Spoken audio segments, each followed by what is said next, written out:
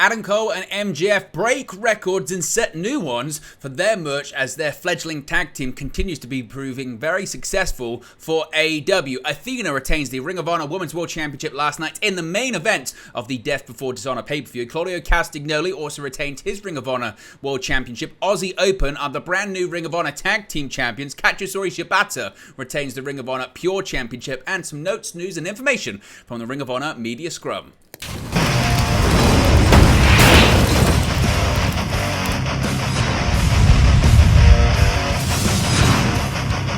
Hey guys, welcome back to Wrestling News 365. Hope everyone is doing very well. As always, there are plenty of news stories to get into in the world of All Elite Wrestling and Ring of Honor, two Tony Khan-owned promotions. Let's start off talking about AEW though. Let's start off talking about the tag team of Better Than You, Baby, because the odd couple team of AEW World Champion MJF and previous contender Adam Cole has become a highlight of recent weeks in AEW TV, with the makeshift duo emerging victorious from the Blind Eliminator Tag Team Tournament and setting up a title match against FTR on the July 29 edition of AEW Collision on TNT. After making their way past Sammy Guevara and Daniel Garcia in the finals of the tournament, the tandem is now poised for a shot at the AEW World Tag Team titles despite battling it out in singles competition last month in a Dynamite's 30-minute classic.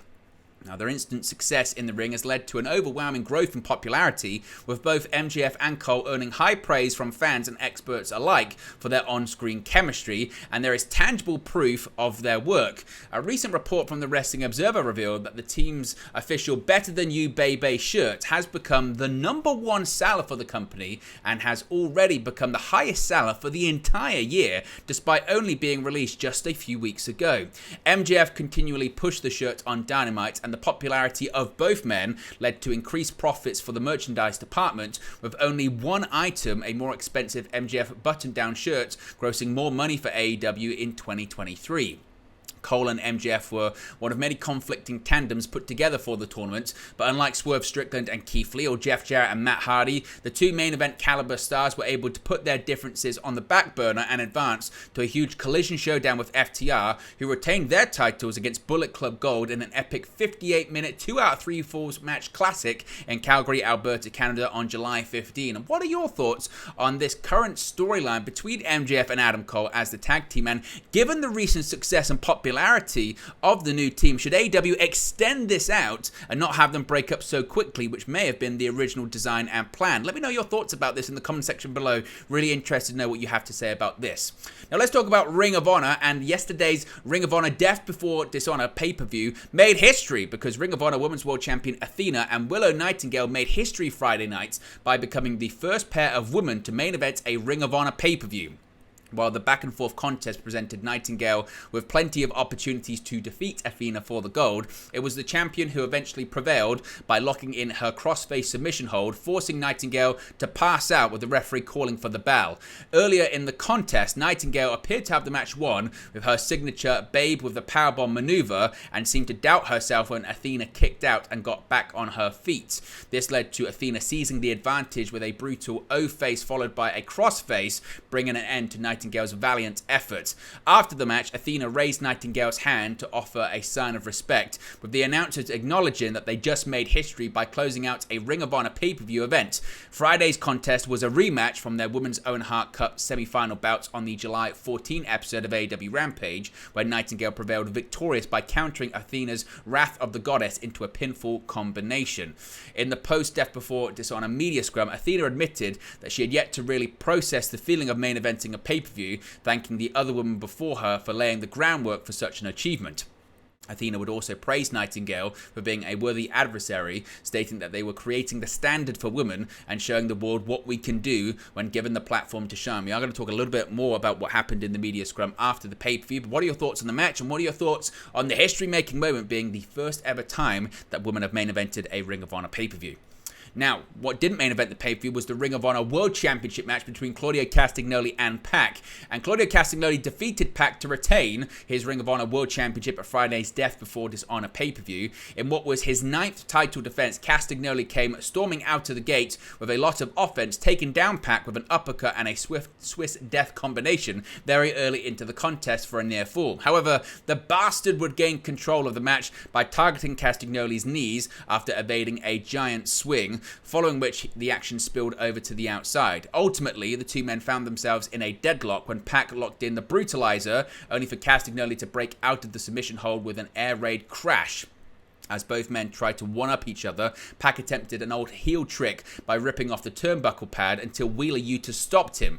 The distraction allowed Castagnoli to hit an uppercut followed by a Ricola bomb for the pinfall victory. After the match, the Lucha Brothers came out to help their Death Triangle partner, Pac, as a brawl broke out between them and the Blackpool Combat Club's Castagnoli and Yuta. Thereafter, Best Friends and Orange Cassidy joined in the action and cleared the ring. The segment ended with Cassidy taking down Castagnoli with an orange punch. The title match between Castagnoli and Pac came about after the latter walked out on his Blackpool Combat Club teammates during Wednesday's Blood and Guts main event on Dynamite. During the closing stages of the brutal contest, a miscommunication led to Castagnoli and Pac shoving one another, causing an irate Pac to respond by using a bolt cutter to unlock the cage door and retreat to the backstage area. After the match, Castagnoli vowed to teach Pac a lesson for abandoning his team. With Friday's victory, Castagnoli completed his 9th successful title defense of 2023, following victories over the likes of Josh Woods, Christopher Daniels, Blake Christian, AR Fox, Eddie Kingston, Metalik, Robbie Eagles, and Commander. The Swiss wrestler captured the Ring of Honor World Championship with a victory over Chris Jericho at Final Battle on December 10, 2022. Now, Castagnoli also looked back on the Blood and Guts match that took place on Wednesday's edition of Dynamite. Ring of Honor World Champion Claudio Castagnoli escaped the Blood and Guts match relatively unscathed, and now he's looking back at what he called a spectacle. Castagnoli spoke with Sports Illustrated the day after the match, where the Blackpool Combat Club alongside Pac and Konosuke Takeshita lost to the Golden Elite. He feels the Blood and Guts match exceeded fans' expectations. He said he believes the BCC made a point by forcing the Elite to play a bloodier game, a style Kenny Omega and the Young Bucks are not used to. Quote, "That's what we wanted to come across," Castagnoli told Sports Illustrated. "We lost that battle, but we won the war. Thanks to the Blackpool Combat Club, now the Elite is better than ever. We brought them to a place they've never been." Castagnoli said he is proud of what he does in the ring and always wants to put on the best product forward. The level of brutality in the match, however, was still surprising to him. "I was in awe when Mox slammed Kenny on the nail bed. I had to remind myself this is really happening. But I can't let my guard down because that's how you get hurt. There was a nail bed, thumbtacks, broken glass, tables, chairs, and a giant cage." Now, he also, what was quite interesting, spoke about what happened after the show went off the air. Now, following the July 19 edition of Dynamite from the TD Garden in Boston, Massachusetts, Kenny Omega expressed the Golden Elite's respect for Jon Moxley, Wheeler Yuta, and Claudio Castagnoli. The BCC responded by going face-to-face with their rivals to shake hands to officially mark an end to their bitter rivalry. Speaking to Justin Barrasso of Sports Illustrated, Castagnoli reflected on the match and how he believes the BCC pushed the Elite to raise their level, as I mentioned. When he spoke about the post-match, he said maybe it should have aired on television. Quote, "The post-match between the BCC and the Elite with Kenny talking and we all shook hands, that probably should have been on television, but it shows that there is nothing like being there in person. There is nothing like being there live." So do you agree with Claudio Castagnoli? Should that moment have aired on AEW Dynamite, or does it not really matter, or does it depend on what the storyline is moving forward after Blood and Guts? Let me know your thoughts about that in the comment section below. Aussie Open, we have brand new Ring of Honor Tag Team Champions. Ring of Honor crowned new champions at the Death Before Dishonor pay-per-view, with the reunited team of Aussie Open emerging victorious in an entertaining four-way match. After being sidelined for a number of months due to a knee injury, Mark Davis returned to action in Trenton, New Jersey on Friday night, alongside his longtime partner Kyle Fletcher, capturing their first taste of tag team gold on American soil. In a clash against the defending champions, the Lucha Brothers, and fellow challengers The Kingdom and Best Friends, the Australian-born duo came out on top after a chaotic bout, with Fletcher sealing their title victory with a pinfall on Trent Beretta. In the latter stages of the match, the Lucha Brothers seemingly turned heel after dragging the referee out of the ring before blasting Beretta and Taylor with a steel chair under no disqualification rules. Aussie Open has now claimed 3 separate tag team championships in 2023 after winning both the IWGP Heavyweight Tag Team titles and the New Japan Strong Tag Team titles during a stellar run prior to Davis's untimely injury. Both men signed with AEW in June following Fletcher's loss to Orange Cassidy on AEW Dynamite, but are expected to be prominently featured on Ring of Honor following their latest triumph. Certainly, again, a big victory for the tag team that is reunited. Earlier on the card, Samoa Joe successfully defended his Ring of Honor World Television Championship against challenger Dalton Castle following some controversial intervention from Stokely Hathaway, while the Mogul Embassy retained their Ring of Honor World Six-Man Tag Team titles against the team of Master Wato, Leon Ruffin, and Ryusuke Taguchi. Let's talk about Kachizori Shibata and the Ring of Honor Pure Championship, because he has successfully retained his title and also thanked Tony Khan too.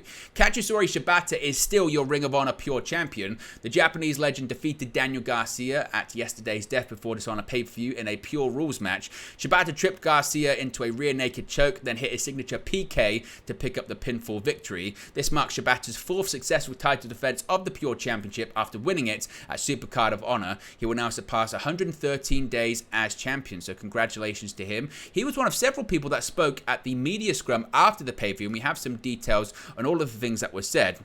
Of course, several of the champions who retained their titles last night were part of the media scrum that took place after Death Before Dishonor. Ring of Honor World Champion Claudio Castagnoli, Pure Champion, the aforementioned Kachizori Shibata, Ring of Honor Women's Champion Athena, and Tony Khan all took questions following Friday's show in New Jersey. Some of the highlights include Claudio Castagnoli saying that, well, basically he did an in-character interview, really. He said Mark Briscoe and Eddie Kingston were not ready, and he was proven right when asked a question about how the changes affected him and the Ring of Honor Death Before Dishonor card.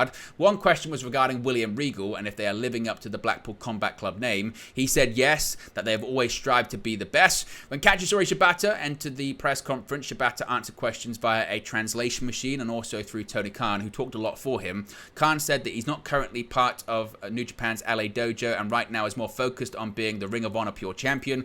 Khan said that wrestling Orange Cassidy was actually Shibata's idea. When asked about Daniel Garcia, Shibata said Garcia is a great wrestler and said that he felt the future of pro wrestling in him, and then later corrected himself by calling Garcia a sports entertainer. Shibata said one of his goals right now is to become the longest reigning Pure Champion, and the record currently stands at close to 1 year. As mentioned, he also thanked Tony Khan for reigniting his passion and desire as a pro wrestler, as well as resurrecting his pro wrestling career as well.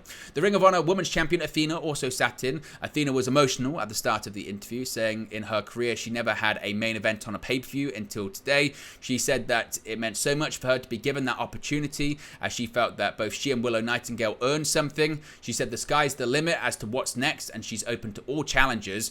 When it was mentioned by John Alba that 2 African-American women headlined Friday's show, Athena said that representation is key. She remembers being the only African-American woman on indie shows she would be on. She said she wanted to inspire everyone of all races. She said that they felt tonight they've made a statement that they are not going anywhere. Khan said they earned the position of being in the main event, citing their recent match, of course, on the AEW Rampage. He thought there was potential for a great trilogy, referencing their Ring of Honor match previously too. He said that Death Before Dishonor was one of the best shows they've ever done.